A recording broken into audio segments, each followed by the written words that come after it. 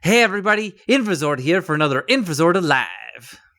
So, it is now 2016. Happy New Year, as they say.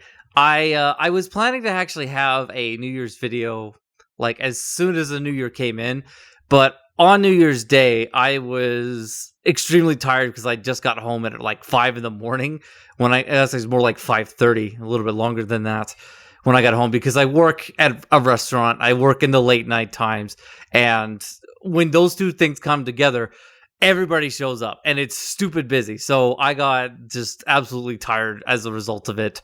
And I got home, I went straight to bed. There was no way I was doing anything, let alone recording. So yeah, look back at 2015. Lots of good things and some things that were not so good. I mean, because I was saying at the beginning of the year that 2015 is going to be awesome. And it was. It was awesome. A lot of cool things happened. Looking back at it, it's like, yeah, 2015 was a great freaking year. It was amazing. But I mean, there were a few bad things. But I think I'm going to go in a sort of quasi-chronological order from the beginning of the year to the end, at least as best as I can remember it.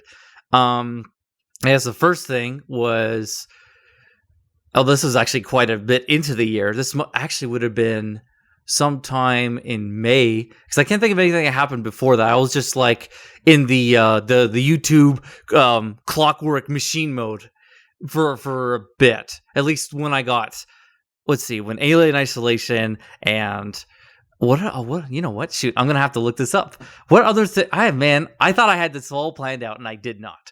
But what was going on at the time when I was doing this? I'm gonna look at my video manager here. Let's go to page, I think 5 might be good. If I can see Alien Isolation, nope, nothing there. Let's go back even further, page 8. There's Hotline Miami 2, that's not going to do it.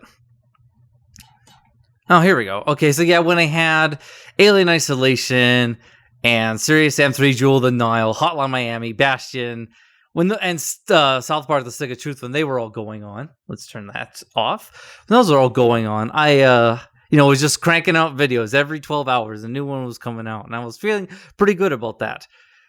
But at a certain point, I switched to Adobe software. So Adobe Audition and Adobe Premiere for video, because using Virtual Dub was okay in the beginning, but using Adobe Premiere now, it's like, why did I ever use Virtual Dub? Oh, right, because Adobe Premiere is expensive. And I was like, am I really going to get into this? Now that's definitely the case, and Adobe Premiere is a much better piece of software, and actually quite affordable now that they have a leasing, or not a leasing. It's basically a rent model, which is a lot better than spend like $2,000 or I don't know, like a ridiculous amount to own the program. I'm like, what? Are you kidding me? I can't afford that, or I can't justify that. But I can justify like $15 a month. Like, that's peanuts when you think about it. Yeah, over the long term, it's a lot, but you don't think about that. It's easier this way. Anyway, switching to Adobe for software work, as well as the new microphone here, which I think was a little bit later, but that's beside the point. The new tech definitely helps with the technical side of the videos. The content side is obviously still working on that. All right. After that, what happened was, the great month off from work, where the restaurant I work at was being renovated for a whole month, and I opted out to not work at all. I just I want to relax, I want to do things, and it was a great month. Lots of cool things happened. Mostly, again, I'll get to that in a second. I think probably some of you know what the thing is, but the first thing, and this is as soon as the month off began, I was like, I started working, looking towards getting the Draven X project underway, which is finding someone who can help me with the project. And yeah, several months later, they were completed in their entirety. Yes, both here, and I had them on standby because I'm cool like that, or I'm weird like that. Whatever. Those got done in that month, and again, I'd like to thank how do you say his name? He's got a weird last name. Jason Chanthivong. I don't know. It's I believe it's a Korean or Chinese. I'm not sure. But yeah, for him helping me with that project, it was great. A lot of fun. Oh yeah, there was also the camping trip and shooting a firearm for the first time. That obviously, those of you who saw the camping trip video saw that. I love the hell out of that. That first thing when you pull that trigger, it just goes bang. and you're like, holy shit, that was the coolest thing ever. Like, it was, I don't think I'll ever forget it. Now, could I? I shot it on video. Granted, I wish I had shot it with this thing, which also is happened this year, getting a new camera, which would have shot it on a tripod and at 60 frames per second, and the audio quality probably would have been a lot better too. I don't know if about it getting the actual sound of the gun, because I know that there's a problem with that, because it's the decibel range is so high that most microphones that aren't high quality enough, they'll just cut out those high ranges of high energy decibels, and they'll just cut them out. And hence why you just hear like not a void of noise, and then kind of like the crack, and that's all you really hear with that thing. But yeah, that was cool. I just wish I had a better camera, but I at least had something. I have something to show for it. If I go camping again with my uncle Dougie, and if my cousins also show up, and my brother too, I'll definitely going to take the camera again and get a proper video of the gun going off. Yeah, that'll be great. But yeah. Oh, and then what else happened? Yeah, in the month off, there was also at the tail end of it, I went to Motion Notion in somewhere in BC. I can't remember the exact place in BC, but that was a cool experience. The music festival, which was a combination of basically all forms of electronic music and hippie people. And it was, I don't know, I didn't do too much of like the activities there or dancing at the stage, although the first night I did, but then I over danced and was so freaking tired. I spent a lot of the rest of the week, the weekends we were there, basically just sitting in my tent and just chilling out to music on these, on these really nice headphones, which are great for listening to music, because it's got, it's great to just, for a couple days, don't do anything, because there's nothing to do there except for maybe listen to music and, relax. There's no computer games there. So I was like, fine. I'll just relax. And so if I get a chance to go to 2016 Motion Notion, I definitely will. But the last thing during the month off, obviously, and this actually happened before Motion Notion, but I wanted to save it till the end, was obviously my grandpa passing away. And then a few months after that, succumbing to depression, which was the onset of a bunch of other things. But yeah, grandpa passing away was obviously the big downer of 2015. But I think that now that it's been enough time, that the grieving isn't over. I still miss him. And whenever I think of that moment when me, my Uncle Doug, bringing them up again, and my two cousins from that lineage from Doug and Karen, when we were pallbearing Grandpa into the oh shit, what is that vehicle called? Is it called a hearse? A hearse vehicle? I can't remember the name. The vehicle that transports coffins, basically. When we were pallbearing it into there, and we sent Grandpa on his way, and we had that emotional moment. I still think about that moment. Like, that moment is, again, like any strong emotional moment that you ever think about, permanently printed in here. I will never forget that moment. And whenever I think about it, sometimes I still tear up, because it was pretty sad having to do that. But, it was a necessary thing. But yeah, so that happened 2015. So that was probably the big downer. But I think the rest of everything I got on my list here looks good. Like, everything that happened afterwards. Well, okay, except for the depression that happened afterwards and all that. Yeah, that wasn't so great. But I got through it. I'm okay. Again, talking to people really, really helps instead of keeping it bottled up inside. And yeah, just going on with that. Moving on. Trying to look at my list here, like what else happened? Yeah, okay, so other things were obviously with new technology, the microphone, the Adobe software. I have been relooking at how videos are processed and made, and obviously you know what? I missed something on my list. I'm going to add it now. Yeah, videos are processed. The way videos are processed. I don't know what I'm trying to say now. Basically, new things to try out, and I think me and my buddy Dylan doing the dive kick bean boozled challenge was definitely a nice, good thing too. Granted, I'm actually jumping ahead in the future here, because I'm not doing it chronologically, because I'm kind of just jumping all over the place at this point. But yeah, that was kind of cool. To rethink how videos are processed using that software. And again, it really helps on the tech side and in the overall final content side. If you can, really hammer down, okay, this is how we should process video and get it onto YouTube without complications. Because holy crap, I was having, obviously, I think when I first had it, I was okay. But then something happened in the early episodes of Let's Play Half-Life where I was having stupid audio desyncing errors. Like, they were ridiculous. And now that I know what the problem is, it's solved. Like, no more problems. Okay, also happened in 2015, obviously. I think this is kind of why I was like, yeah, it's going to be awesome because, well, it's the year that Back to the Future happens, then it better be good or I'm going to be pissed. And rewatching the entirety of Back to the Future, although not as much for the part 3 because it has nothing to do with the whole in the future, but still rewatching Back to the Future and realizing that 2015 October, oh shoot, was it the 8th? Crap. What was it? October. Whoops. Wrong button. That's not the program I want to activate. Can't remember. Was it October? I'm going to type this in, see if I can get it. October. I said 21, not 32. What? That doesn't even exist.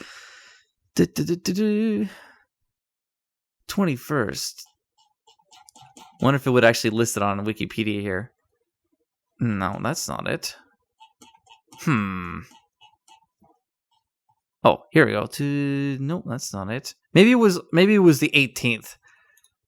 Because I think it would mention that October 18th or October 21st was the on this day.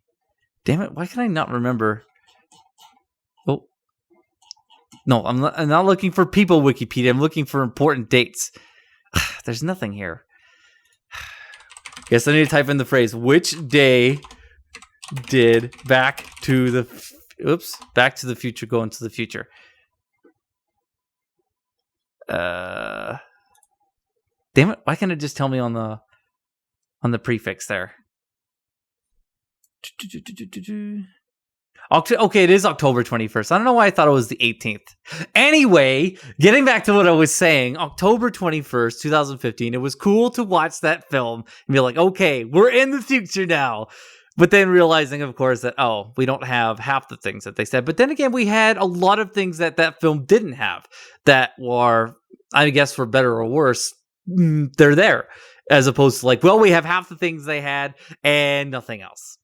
But then, of course, there were a lot of things that they did have in there that we don't do like at all, like fax machines.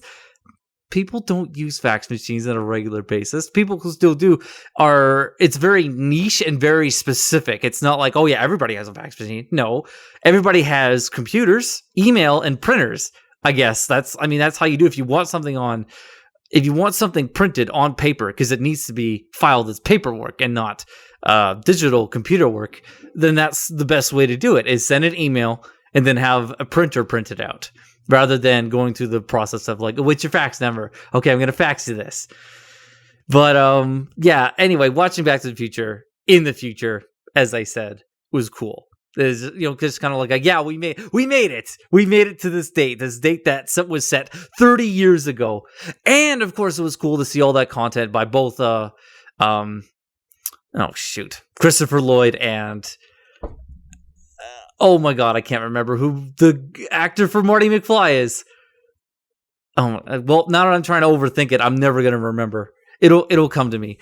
And otherwise, oh yeah, okay, so here's the other thing that happened in this 2015 was the solo flight for me for the first time to fly completely solo to Reno, Nevada to meet my good buddy Aaron, of which I am trying my very best to get his attention so we can do the freaking podcast. Yes, Aaron, if you're watching this, call me, text me, send me a message on Steam, Skype, whatever. Get my attention. I'm trying to get your attention. Seriously, we need to get this stuff done because I finished Witcher 3. We need to get on that and get back on track. Because we derailed and it fell off a cliff, and then that cliff made a huge explosion, and then the train blew up. That's a Back to the Future Part 3 reference. But yeah, going to Reno, Nevada was cool. Now that I'm over that, I'm like, okay, you know what? Flying solo is not a big deal at all. And especially all the little things like, oh, geez, when I get to the customs officer. But yes, but now that I know what that kind of entails, it was actually quite. There was no ridiculous things at all. It was simple. It was easy. Like, oh, well, that's it. I said to myself, okay. But yeah, getting those through all that was a crazy experience, but it was fun. And yeah, that was a good thing that happened in 2015. I guess that's what I'm trying to say. And to wrap it all up, the last thing that happened this year was, of course, Star Wars: The Force Awakens, which I had been waiting for since the beginning of the year. And I thought the film was great. I thought it was awesome. As entailed, 2015 is going to be awesome. It was. The movie was awesome. I loved it. Can't wait to see where they go for the next ones.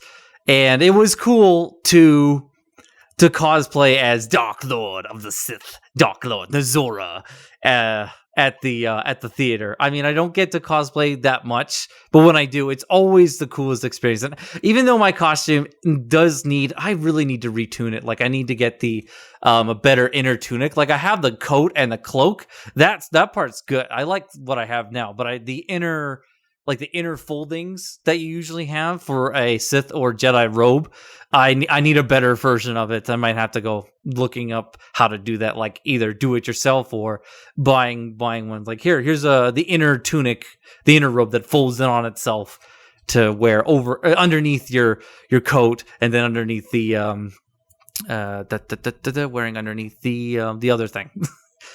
That would be nice. But otherwise, even though it wasn't that great, everyone was like, oh man, great costume. I think mostly because they see the lightsabers and like, holy, those are some real deal. There's not like those ones you buy at like Toys R Us for like $20. No, these are the ones that have sound and really good light and flash on clash and sound on clash and all that crazy stuff. Because they cost about $400 each because there's a lot of tech inside there. Not to mention some really, really powerful lithium-ion batteries. Yes, so that was cool. 2015 was a good year, very good year, very awesome year, despite the few things that were down, which were, of course, my grandpa passing away and depression. But I think overall, 2015 was a good year. And then I don't know why I keep thinking about my personal life, like only for 2015. I think 2015 also, when you look at the gaming side, because, I'm a Let's Player for games. Obviously, it's what this channel is about. I should be more focused on that. Maybe that'll be something I'll think about to focus more on when it comes to these things. Although I guess that's what I was trying to do at the end. Right. I even wrote this down, end of year, a look ahead at 2016. But before I do that, 2015, I mean, when it comes to games, there were a lot of great games that came out this year. I mean, it was ridiculous. A lot better than 2014. The only really, really, really negative thing that happened this year for games, 2015, was definitely the whole Konami debacle, to the point where you have Jim Sterling, rallying that whole fuck Konami hashtag, which, to be fair, yes, fuck Konami, and all the ridiculousness. It's even making me rethink a project I wanted to do for this channel, because I don't think it would even fly, because it has Konami's freaking name plastered all over it, unless there's a way I can do it in a different way, but that's a story for another time. That was the only thing I could think of that was like, holy crap. One thing just completely shot the bed here, and that was Konami. Actually, there were a few others, but nowhere near as grand and on a level of magnitude greater than everybody else, as far as when it comes to that. But 2015, great year. Yes. Looking ahead to 2016, of course, is what this channel has. I don't know. I think I need to approach video production in more of a... I mean, if I try the clockwork system again, where I had an episode absolutely every 12 hours, or even something a little less crazy every 24 hours, which I could see myself doing, I hope it doesn't, backfire, because I hate like falling back on that, and not like where like, oh, I lapsed one day. No, like where I lapsed weeks on end. That's where I had to fear, and that's what did happen this year with the depression that kicked in, or that was always around but didn't really become a problem until like that point. But yeah, I hope 2016. I'm not sure what to really hope for. I just hope that no bad things happen. Honestly, I mean, bad things will happen. It's life. Bad things happen in life, and it's how you deal with it is basically what makes what determines if it was really that bad, or if it was just like, okay, that was a nuisance, or that was bad, but I'm over it, sort of thing. But I can't think of anything like, oh man, so many great things are gonna happen in 2016. I don't know. I mean, hopefully I can get back to a more regular upload schedule for videos, and you guys like it. Hopefully I can hit. Oh, I'm pretty sure I will hit 300 subs, and maybe even 400 subs next year. I don't know. I will definitely hit 300. At this rate, I gain one every maybe 5 days. That's sometimes it's like a couple every 5 days. I'm using, I don't know why I'm using 5 days as a barometer, but I'm using it, so suck it. Every 5 days, like a subscriber or 2 subscribers. Sometimes 3. Sometimes I come back like, wow, I gained 3. But then the next thing you lose one, like, oh, okay, so it was only 2 or whatever. But 300 will definitely happen next year, and I'll obviously make a video about that. I might even do a stream again, like I did on the 100. I didn't do one on 200 because I guess I was preoccupied at the time. But I don't know. We'll see. I might hit 400 as well. That would be cool. But all things in due time. Otherwise, the only things happening in 2016 that are on my radar that I can think of will obviously be next year's Entertainment Expo, which I'm hoping Aaron will actually come here this year, because he was supposed to come 2015, but he couldn't because passport issues. And I might go to Reno again this year too. So other than those 2 things, there's nothing I can think about that goes, oh yeah, I can't wait for that. I mean, I don't know. We'll see. Anyway, holy crap, this recording has gone on for a really long time. Obviously, I'm going to have to cut some of it down, but I am going to end it off with this, guys. Anyway, this has been me, Infesord, here for another Infesord Live. Until next time, see you later, and make sure you have fun. And Happy New Year, 2016.